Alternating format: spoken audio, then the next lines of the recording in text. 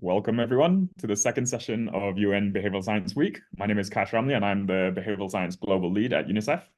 Today's session is on a topic close to my heart, which is data and evidence. Specifically, where we will be looking at how to leverage behavioral science to cultivate a culture of effective data and evidence within our organizations. Data is, of course, a critical component of behavioral science, but trying to promote its use within an organization often requires an effort within itself. But thankfully, we have some tools from behavioral science to help us with that, which is what our panelists will be presenting today. Before we start, I'd like to draw your attention to all the wonderful sessions we have planned for the week. Definitely sign on to those. And next, if you have any questions for our speakers, please add them using the Q&A button at the bottom there, and we will try to answer them at the end of the presentations. So we will start the session with some opening remarks from Kirsten Yauer, who is the Deputy Director of Strategic Planning at the Office of the UN Secretary General. Then we'll have Jim Tebrake, who is the Deputy Director of the Statistics Department of International Monetary Fund. Following that, our panelists will present on their efforts to cultivate a culture of data using behavioral science within their organizations. We have Sally Toms from the IMF, followed by Adan Ruiz Villalba and Felix Herzog from WIPO and UN Evaluation Group. Kirsten, take it away. Thanks. Thank you so much. I'm incredibly happy to be here in this session. It's also close to my heart what you all are going to discuss today. How do we bring a data-driven culture closer into our UN organizations? And I want to use the next few minutes to draw a bit of a broader canvas and to help everyone understand how we think about behavioral science in the context of larger change in the UN family. We call that a UN 2.0. And then share with you some of the things that we've actually learned as we've taken forward our data strategy in the UN family and worked with our leaders to build a more data-driven culture. And I'm really keen to hear from all of the other panelists what they've been moving forward in their organizations and to get your feedback and ideas as well. So let me start with the broader canvas for this UN Behavioral Science Week and the session today. And that broader canvas is something that we call UN 2.0. It's a strategy for bringing more 21st century expertise into UN organizations, data, digital, behavioral science, innovation, and foresight. Why? Because we're mindful that we need to reach more people and support more people at a time of great uncertainty. Who exactly? Well, 350 million people caught right now in crisis and fragility worldwide, 900 million people that are facing food insecurity, and long-term, but also increasingly immediately, some 3 billion people who are impacted by climate change. And we are firm believers, our Secretary General is a firm believer that new expertise can make a difference in our work there, and we call that UN 2.0. Please, if you have a second, Google UN 2.0 to find out more. Now, how does that link to behavioral science and the data-driven culture? Well, fundamentally, building new expertise is an exercise in change. It's about rethinking our work, and that's where behavioral science is so incredibly helpful. We need to change in the UN family if we want to do more, if we want to do better. Across some 50 plus organizations, across 4,000 locations worldwide where the UN family is working with over 100,000 colleagues. And how we apply principles from psychology, sociology, and economics to encourage that change, support that change, is incredibly important for us to learn more about. Now, let me drill this down to that data-driven culture question and share with you some of the things that we've learned over the last few years and how behavioral science can help. And I want to boil that down to just 3 big topics. First, make it count. Second, make it simple. And third, make it worthwhile. What do I mean with that? Make it count. Well, if you want to build a data-driven culture, then really that needs to be something that is an organizational priority. We need to get leaders engaged to overcome a heavy investment in the status quo bias. And our Secretary General is doing that. He brings data and facts to every senior management meetings and shows that we're committed to taking that journey forward. It's also super important when you want to make it count to create early incentives for change, to anchor that change is happening. In UNEP, for example, the team committed $40 million to a data-driven transformation over the coming few years. In UNDP, a new team was created reporting right up to the head of UNDP to make that difference. Now, second topic is what we've learned from behavioral science: make it simple, make it easy when you want to create a data-driven culture for people to connect and work with data. Of course, there's an availability bias, I think it's called in behavioral science, and you need to overcome that. We've worked in the UN family to make our data more accessible. Our team in DESA is working on a UN data commons that will unlock the power of UN data and statistics for everyone in the most simple form we've ever done that before, all the UN family data in one place. But it's also about making change easy. And so we've worked to make much more training offers more simply available to our colleagues who now have access to thousands of courses focused on data, digital, and innovation in ways that they did not have before, be it with LinkedIn or Coursera or other solutions. And then finally, what we've learned from behavioral science is make it worthwhile. It's got to be of relevance to everyone's work. It's got to be something engaging as we want to build that data-driven culture. And this Behavioral Science Week is an incredibly important part of exposing the good work we're doing.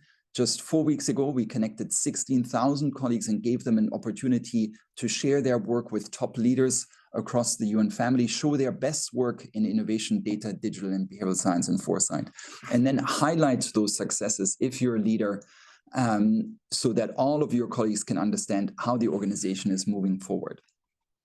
These are some of the things that we've learned and how we're trying to walk our own talk in the UN as we try to build a data-driven culture. And I'm incredibly excited to hear from our panelists and to hear from all of you how you think we can do better together. Thank you very much. Thank you so much, Chris. And that was a very good perspective from the wider UN perspective. Make it count, make it easy, make it worthwhile. Excellent phrasing. I'm definitely going to use that on my sales pitch. Thank you so much for that. Now we move on to Jim Tebrake from the IMF, who's the head of Deputy Director of Statistics there. Thank you, Jim. Great, thank you, and thank you for the invitation to be here. Very excited to be part of this and looking forward to the discussion that's going to follow.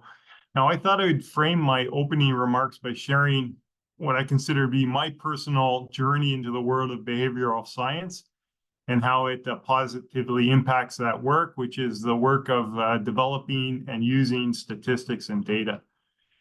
And just to give you a bit of background, one of my jobs at the IMF is to work within this broad international community of experts to develop standards for producing things like GDP, government debt, international trade.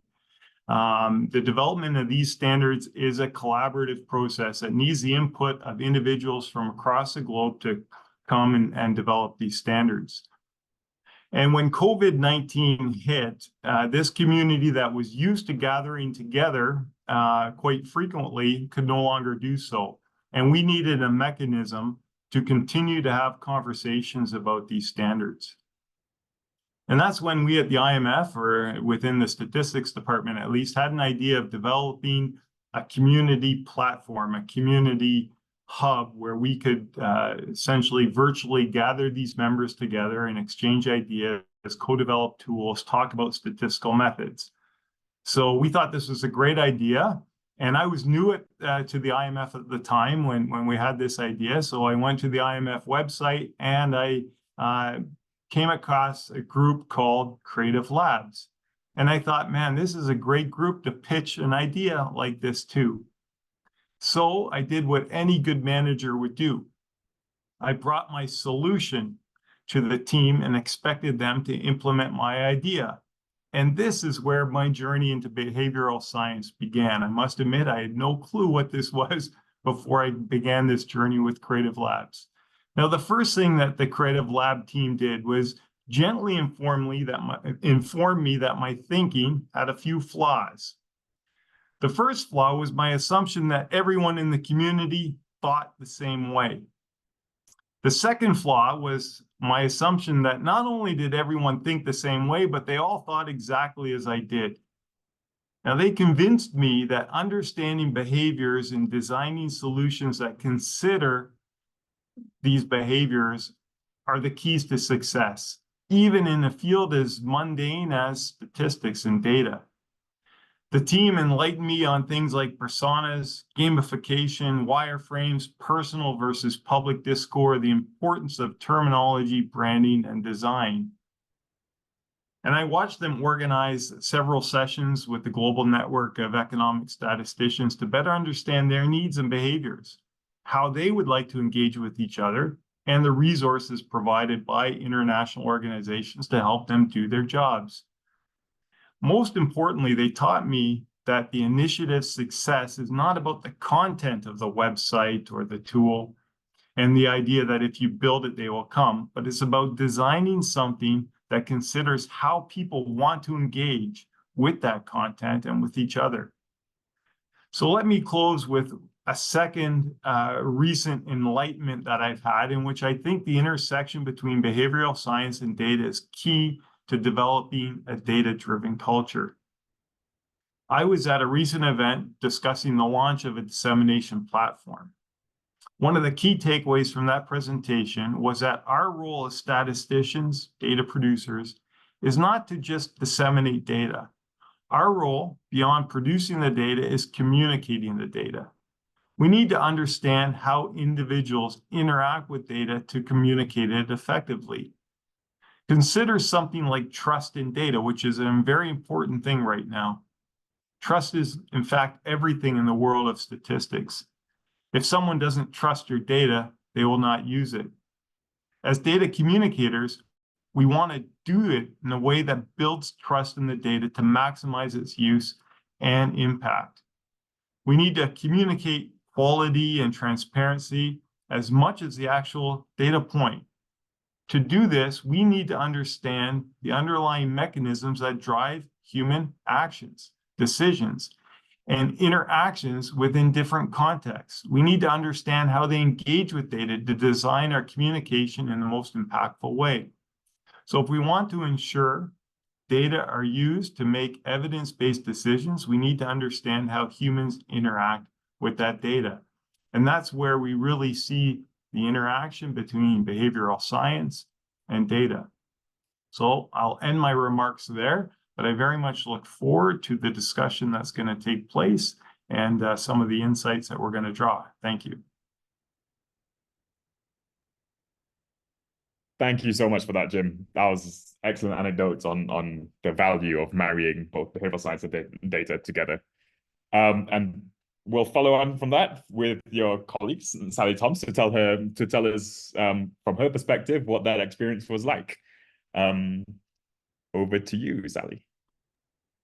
Fantastic. Thanks so much, Kash. And I'm going to be speaking about a particular project that we worked on with Jim's team. What really shows how we were bringing that behavioral side of the way of looking at these problems and analyzing the behaviors and underlying the business problems that the teams were facing to engineer a solution that was targeted as a behavioral intervention to increase the attraction of some of these resources that the statistics department works on. So I've got a few slides just to help share this story.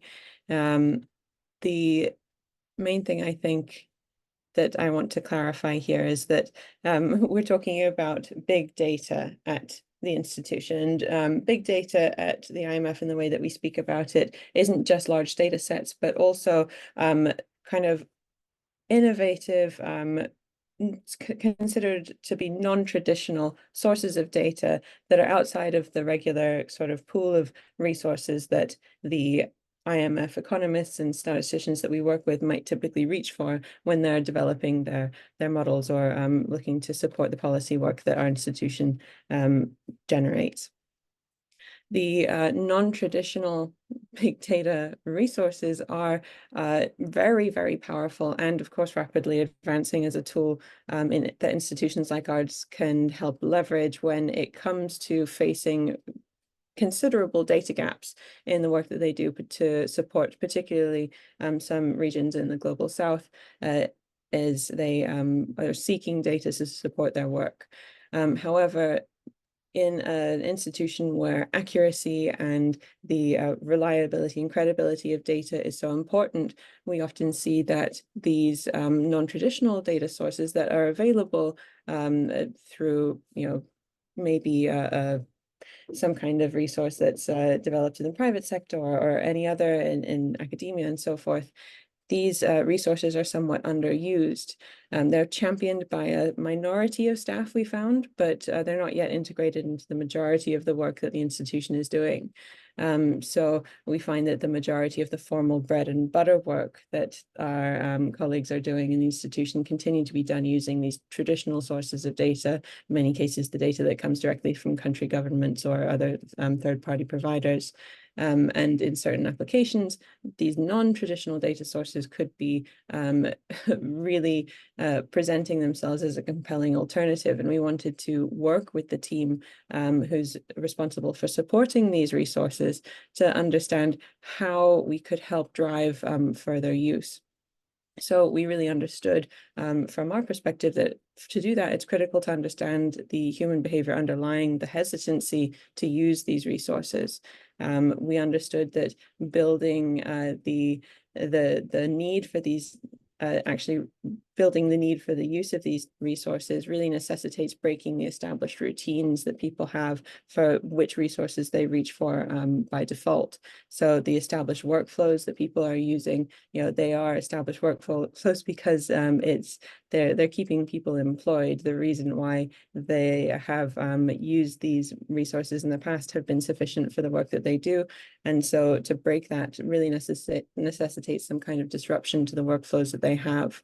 In addition, acquiring a new routine, of course, necessitates abandoning that safe path. There's fear there, there's some kind of barrier there. So we want to understand how that inertia and loss aversion strongly oppose the success of us working towards supporting these resources. So we developed this drive in our research to understand how can we not just disrupt their routines, but specifically push them to adopt something new and unfamiliar. And we understood that we wanted to target, understanding how and why are people doing their jobs the way they are now, and understand what behaviors must occur in order to create the desired outcomes that we had.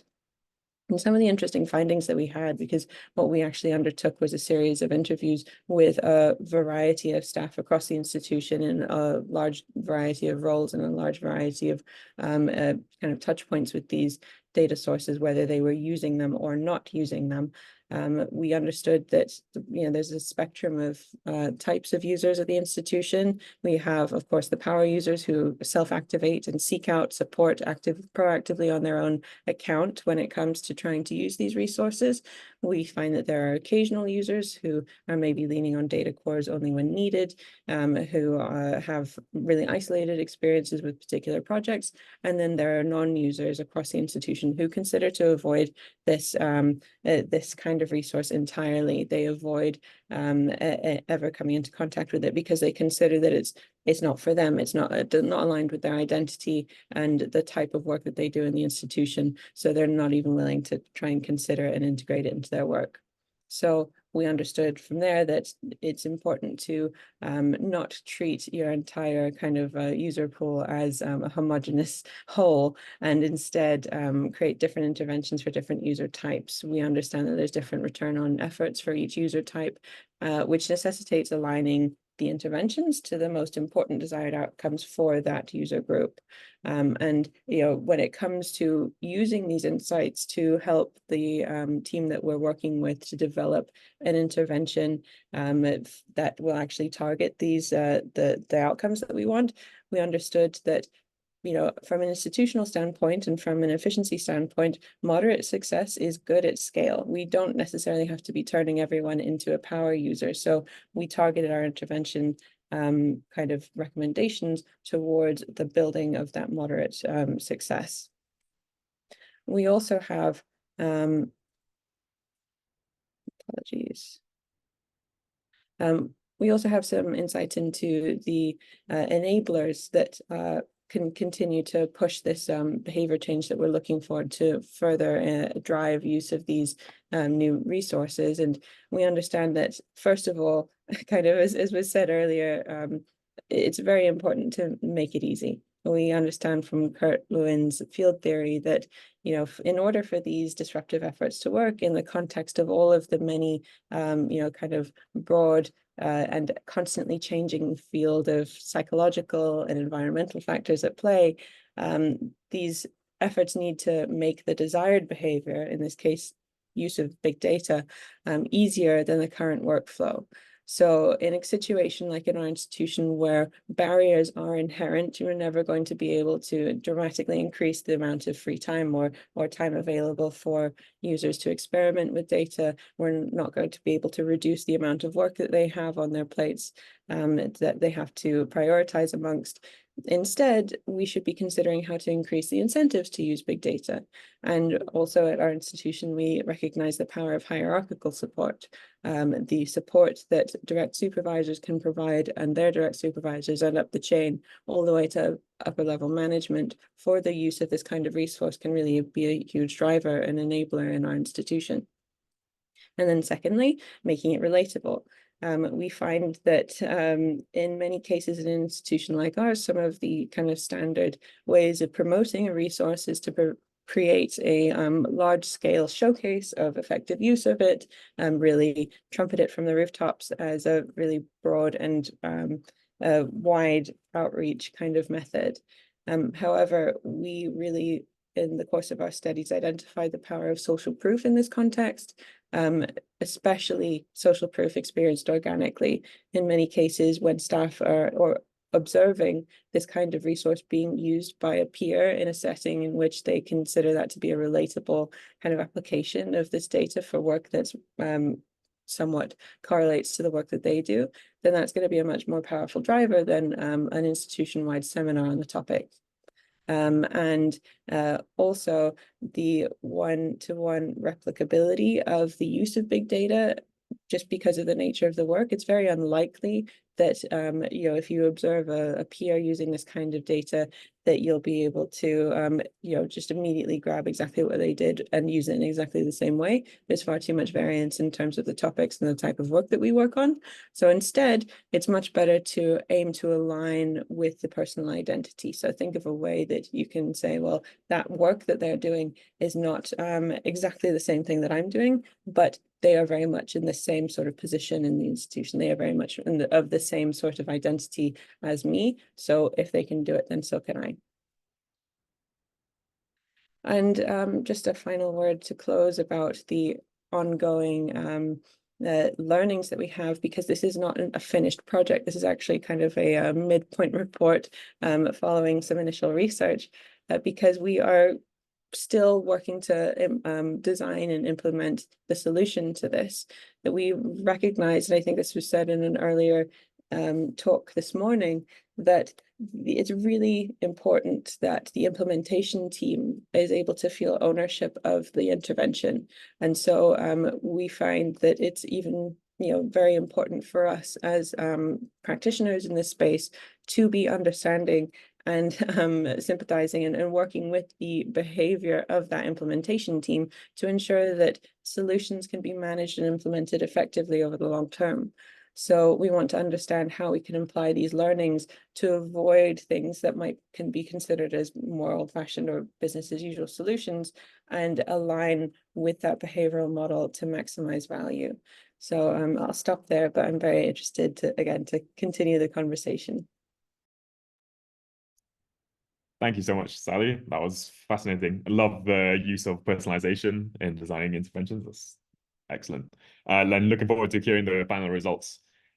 Next, we have Aden Ruiz Villalba and Felix Herzog representing WIPO and UNEP to talk about the UN evaluation group. Thank you very much, Kasia. Welcome everyone, and thank you for being there. Good morning, good evening, good afternoon. I would like to present to you today a project that is about something that we have done for many years. It's something very old, which is evaluation, right? Everyone has at some point in their lives been evaluated or evaluate at some point. So I would like to start by saying that it's a project about recommendations, about probably the end of the evaluation cycle, where after all this data collection and interviews, surveys, and analysis, there are findings and then finally recommendations. And the first thing I'd like to say why this is important and why this is important at large, because each recommendation first is a device that influences all the stages in the program cycle, right? From design to implementation to budget. Recommendations touch upon many things in the program and the project cycle and the policy cycle. So it's quite an important thing. Moreover, recommendations is one of the key elements where evaluation generates knowledge and improves decision making. So that's why it's also important. And it's also important because the size of the so-called industry of evaluation. Collectively, there are at least in the last 5 years, at least 11,000 evaluation reports have been issued. And if you calculate that at least each report has an average between 2 and 8 recommendations, let's put 4, you can see that maybe in the last 5 years, there has been like 48,000 recommendations. So it's a lot of recommendations going around. So the second thing I'd like to share with you today is how we apply behavioral science. What was this project about? What did we do? So we mapped, and this is it looks very complicated, but it's very simple. So we mapped the 22 steps where, actually that it takes to produce our recommendations, from the start, discussions on the recommendations, to the follow-up of recommendations after 2 years that these recommendations have been issued. And the first thing that we did is, once we mapped, we identified where the major delays in the implementation of these recommendations occurred, and we applied behavioral reduction in 8 steps, selected steps where major, let's say, major problems or barriers we found. For each of these 8 moments in the process of decision making in the recommendations, we found 8, and we tried 8 different nudges, all of them based on different theories and based on different biases that we found in the decision making process, by interviewing, by also doing focus groups with the users, the program managers, who are basically the stakeholder that actually needs to implement these recommendations. But I'd like to maybe focus on just one of the nudges, or one of the biases, and this is the one here, the quarterly formal memo on open recommendations. So every quarter, there is a memo, an official memo that is sent out by the Director General of the organization and the Independent Advisory Committee to all stakeholders who are in charge of implementing these recommendations. And well, we found out that those memos didn't have a lot of traction when to closing recommendations, in the average time of closing the recommendations and in the percentage of closing recommendations. So we managed to implement, or one of the examples of the nudges that we implemented were using the social norms insight, and this one, maybe I'll really quickly read it for you. So we send every quarter to the managers who have already received this memorandum from the DG, The biennial memo on implementation of recommendation is out. Do you know that the majority of managers take action within 2 days of receiving this memo to implement the outstanding recommendations? This is a great opportunity to take final action on pending evaluation recommendations and get it over with. Please do not hesitate to contact us should you have any questions. Best wishes. So this is one of the examples that we used to try to nudge our stakeholders to implement recommendations. And well, we had an initial result. We have we started this project in 2021, so the baseline is from 21, and these are preliminary measurements, and so the first result that we obtain is that before the nudges, the average time to close recommendations were 27 months. Now, in 2023, I mean, the last recording in 2023, it was 21 months. Also, in terms of the number of the percentage of closed recommendations, it increased by 4%. So before nudges, we had 18% of recommendations closed. And after the nudges were applied, not just this one, but all the ones that you saw, we have 22% of the recommendations. Of course, these measurements cannot be attributable to just our nudges or the interventions that we did, but this is the data that we have. I'd like to finalize by sharing with you a little bit of the challenges, of the positive things, and the lessons learned.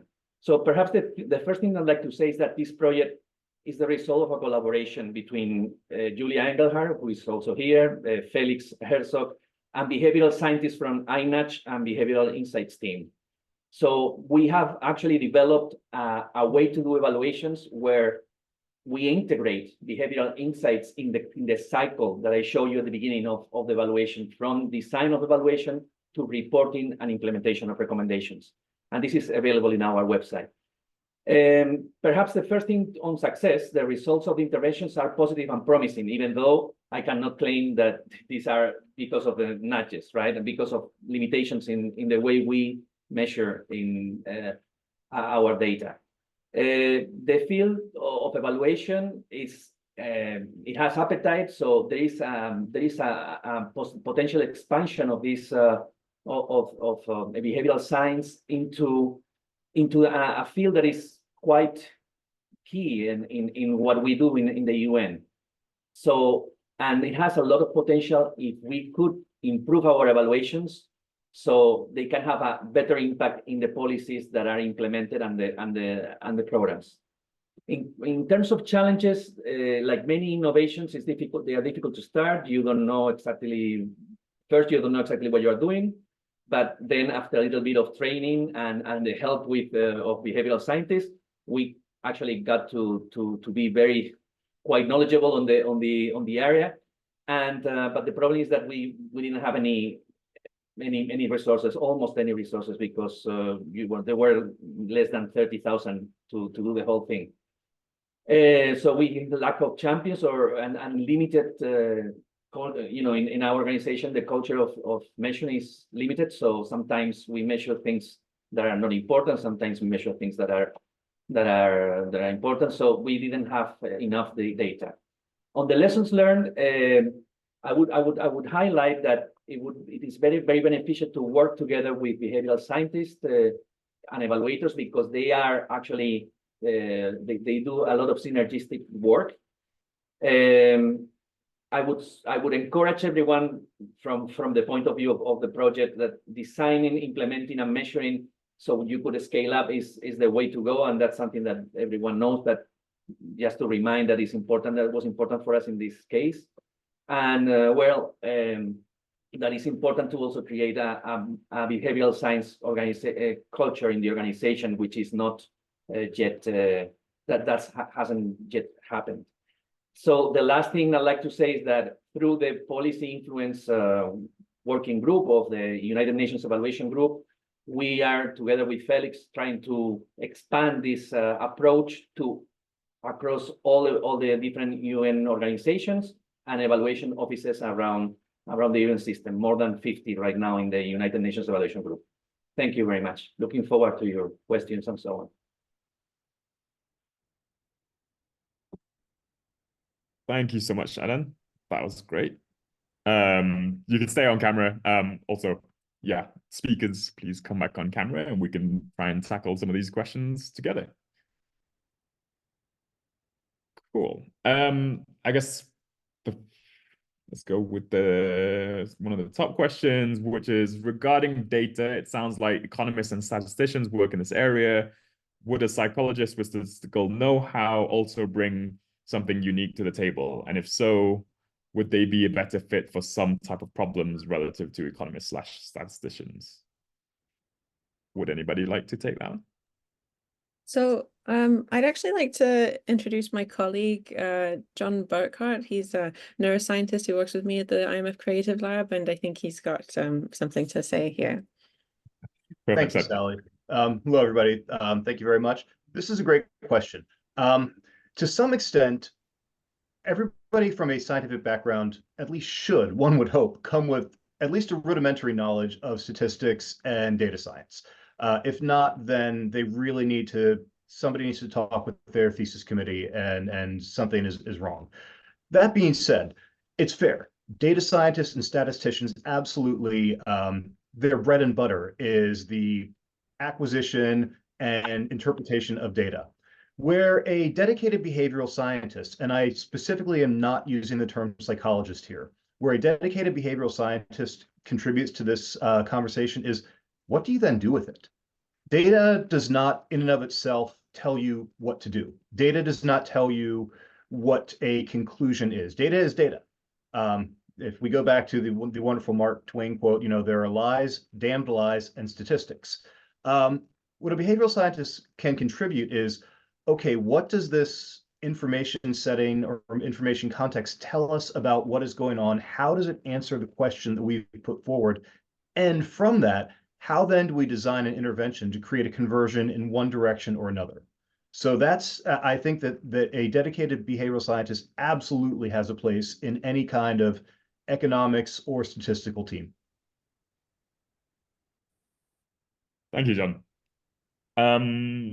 Let's go to a question for Adan, which is regarding the percentage measurements. Did you check whether other years had differences to control for the impact of nudges? Did you have time series data? No, I really, I mean, the weakest part of this project, of the exercise, is the final results. I don't have like really any, you know, any certainty or, you know, a huge certainty where I can say that the nudges were the you know, the final, the bullet or the silver bullet here. So no, the answer is I didn't, because at this moment, actually, what we are trying to do is to go, we would like to do it again now with a little bit more resources and a little more support, so we can, you know, take the measurements and you know, say something more meaningful in terms of on validity of the findings. So just to clarify for the audience, the evaluation that you did was a pre-post as opposed to a randomization. Correct. Perfect. Cool. And so that helps answer another question, which is around the statistical significance of the results. So now that you've got your pilot study, you can then expand it to something more broader and rigorous, and we look forward to hearing all about that. Question for Sally. Could you share what the preliminary solutions that are currently being discussed? Although Absolutely. might not. Yeah, thank you so much. So our work was fed into a process to develop a institutional strategy for the support of this kind of resource. And one of the deliverables of this formal strategy was the implementation and development of a center of excellence for big data at the fund. And so what we're doing, and we'll proceed to do through this summer and the fall with the team working behind this in Jim's team in the statistics department is to understand how the service model of that kind of center can be developed in a way that really harnesses the enablers that we discovered in our research regarding activating and supporting the development of the so-called moderate practitioners with big data. We understand that there are some kind of, you could say, favored and historically favored ways of setting up a center of excellence, this sort of resource pool. The team has already done an amazing job in staffing this up with advanced data science expertise to support the work of the economists in the fund. But we want to understand how further can we push that service model to be something that really integrates in the organic networks of the institution, something that maybe has a very public face, something that's very institutionally recognizable, but then also maybe another side that's doing more in the background to support the organic growth of that sort of social proof and networking, rather than it solely being one of these institutional, very visible platforms. So these are ongoing discussions. Again, we continue to look forward to further brainstorming on this, but we want to again kind of figure out what is the balance between something that is institutionally very well loved and something that is something that can be recognized as a really wonderful exciting new development for the institution, but then also something that maybe is a bit quieter and is focusing more on those behaviors in the background. Excellent, thank you. There was a quick question that I was going to just answer, but I accidentally lost it, which is if are any of these studies published? I'm just going to quickly answer on behalf of everyone in that they're all still ongoing, and so we don't have concrete results yet to be able to publish them. Going to a very broad question, does data equal evidence?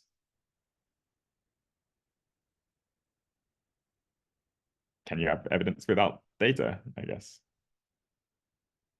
I think the question of evidence is, I mean, if I may answer, the question of evidence is of course, if you are talking about from the scientific point of view, there is, a definition of evidence. If you're talking from the legal point of view, there is a definition of evidence. In evaluation, of course, there is also a range of definitions in evidence. So I think there are different kinds of evidence, and how we as operators of the different disciplines where we work, we see that data equals evidence, or data plus explanation equals information equals evidence. So there are many ways to looking at that. So I don't have a direct answer to that, but for me, data is not evidence. No. Cool. But that's my own take. Yeah, that's fair. Anybody else? No. Cool. One of the questions is, if there is no replicability, how do you know that the result is because of the intervention? I think maybe that was a typo, and it's supposed to say if there is no randomization, unless, yeah. I would, yeah, I mean, and this relates back to the concept of data. Does data equal evidence, right? If we talk about randomization, we have different, you have the ladder of causality where different forms of evidence are robust depending on the type of data that you have and how that data was achieved, whether randomization was there or not. Cool. What are the consequences of recommendations? I think that's related to you, Adan, to your presentations. Yeah, sure. In general, when an evaluation is finalized, that you have these recommendations, and they, as I said, the managers, once they accept them, they have to implement them normally in a period of 2 years or so. The consequences are that sometimes they make improvements in the design for the next round of the program. Sometimes it's implement measures of efficiency because the evaluation caught that there are some inefficiencies sometimes. So it's about, and a recommendation could cover anything in the universe of design, implementation of a policy, a program, or a project. Excellent. Yeah, thank you.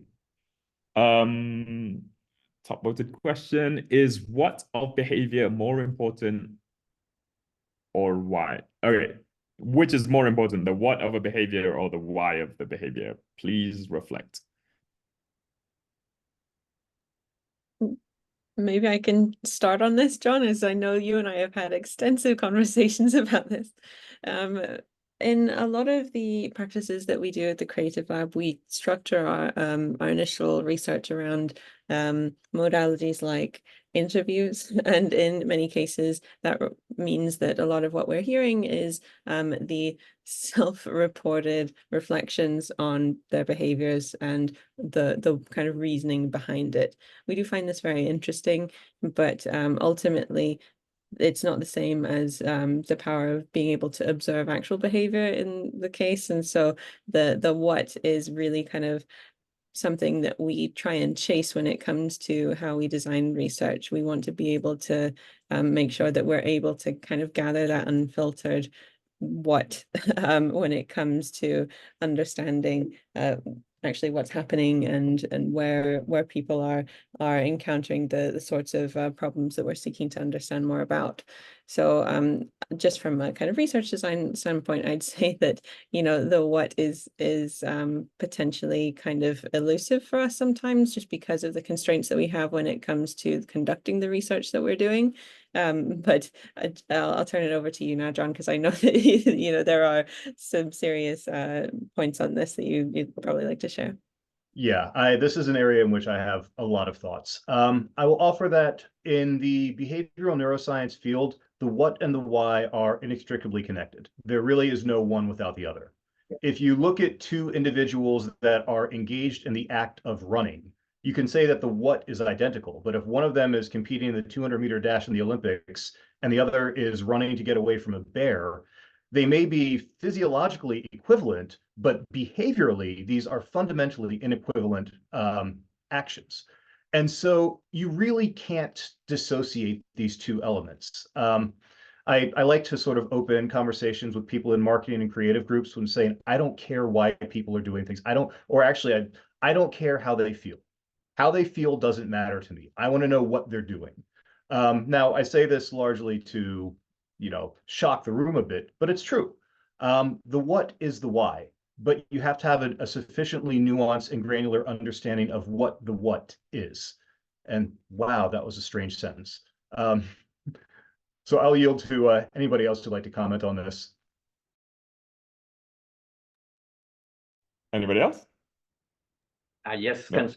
I wouldn't be more in agreement with you, John. The what and the why, that's absolutely linked, and they are cause and effect, and they are interrelational. So yeah, I just have to say, yeah, fully agree.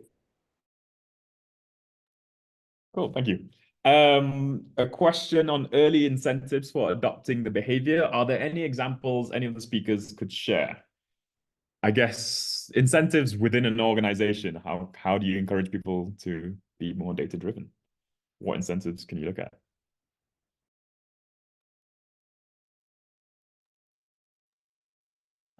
I can sort of tee something up and go broad and then pass this to Sally because it looked like she was about to jump in as well.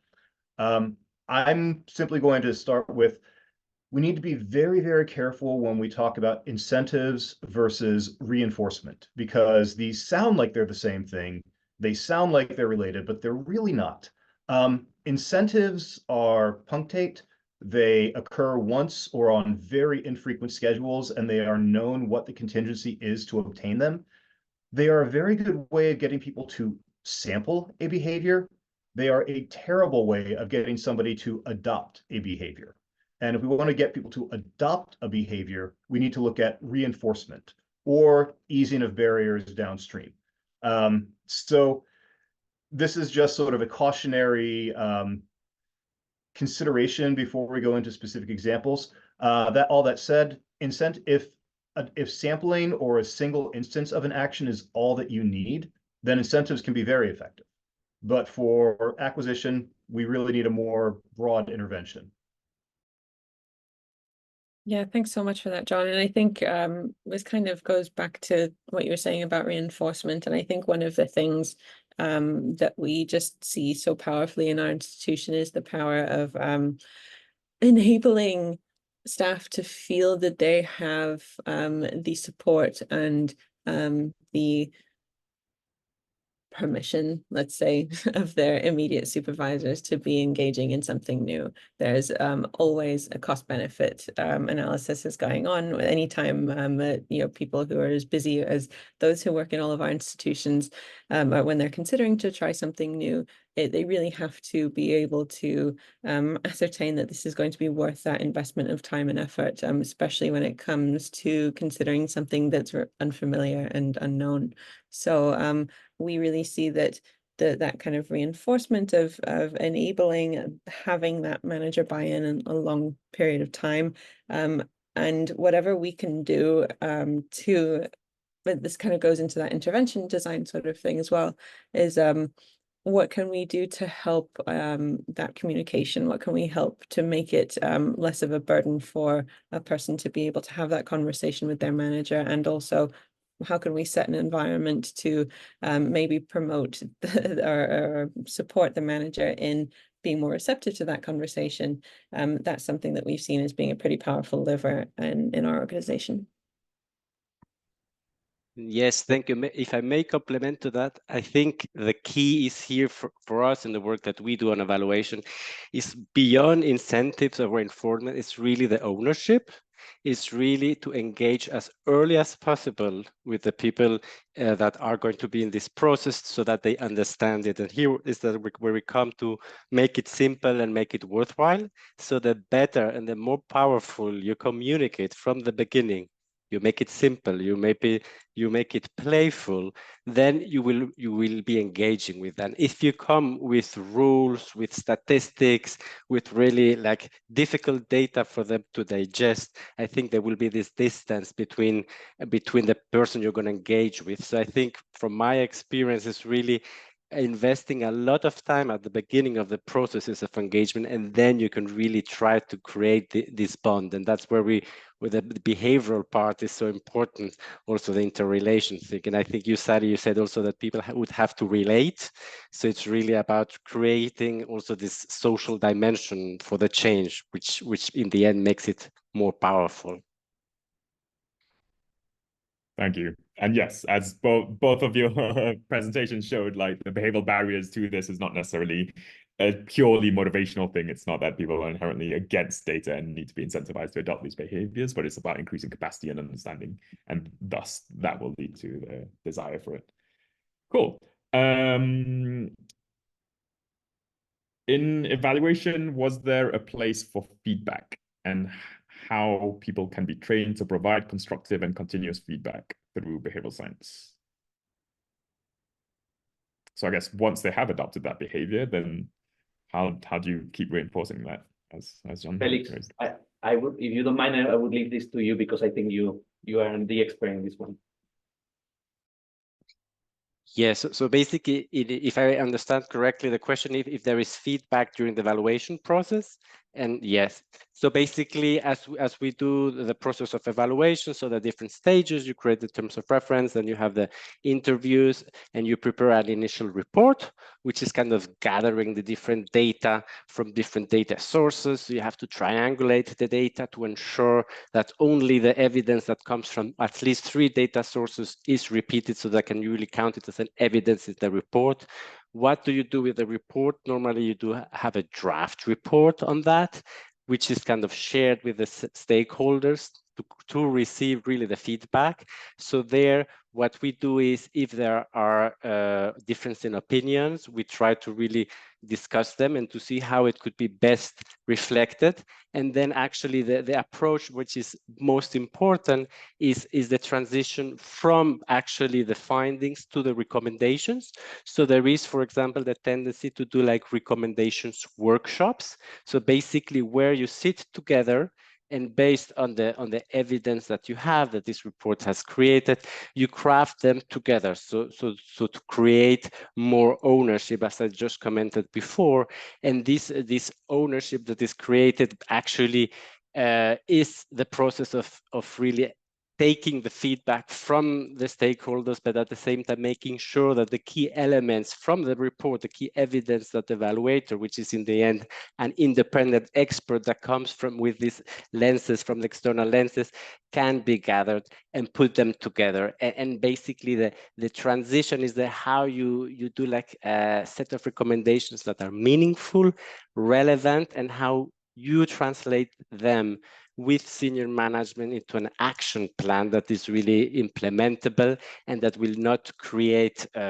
aversion from the people that are directed. So it's as well continuing this engagement. And I think the traditional way of evaluation was in the past really about accountability, about fully separating the evaluator from the rest of the evaluants, the process that is being evaluated.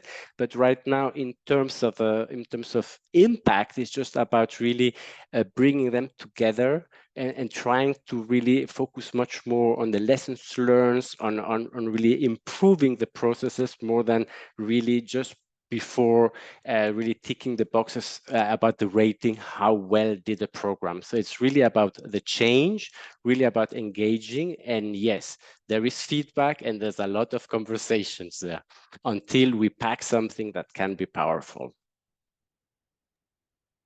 Excellent. Thank you so much, Felix. We're going to have a bunch of interesting questions, but we're pressing for time. So I've got a slightly broader one for everyone. How do you ensure that insights from behavioral data are accessible and understandable to non-experts? So how do you sell the value of statistics? How do you sell the value of causal inference? How do you sell the value of data-driven decisions to people that aren't experts? As we talked about, you know, there's this limited capacity, and so how do you guys sell? You're on. I'll start off just because I think everybody here is going to have a different or variations on a theme around this. Exactly. I'll start off with just saying that results talk.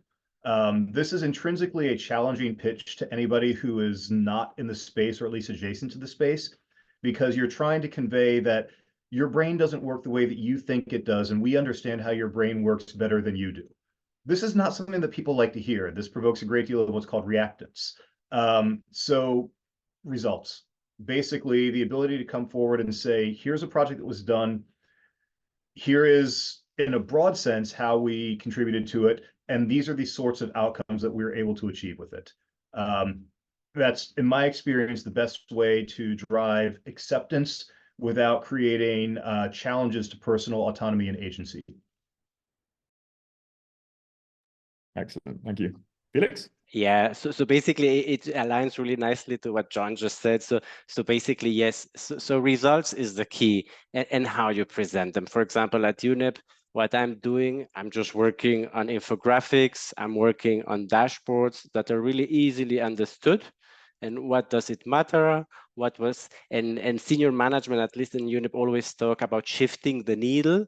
And you just have to define, okay, what does it mean shifting the needle? So what is the needle measuring and how much does it shift? So sometimes to have very simple numbers, there's a lot of work behind. It's just like the tip of the iceberg to really to be able to ascertain that you have shifted the needle from this level to the other level. But if you're able to do that, it's an incredibly powerful tool. Excellent. Sally, would you go? And then I finish, or? I don't have too much to add. I think these current remarks are excellent. So you go right ahead, Eden. Okay.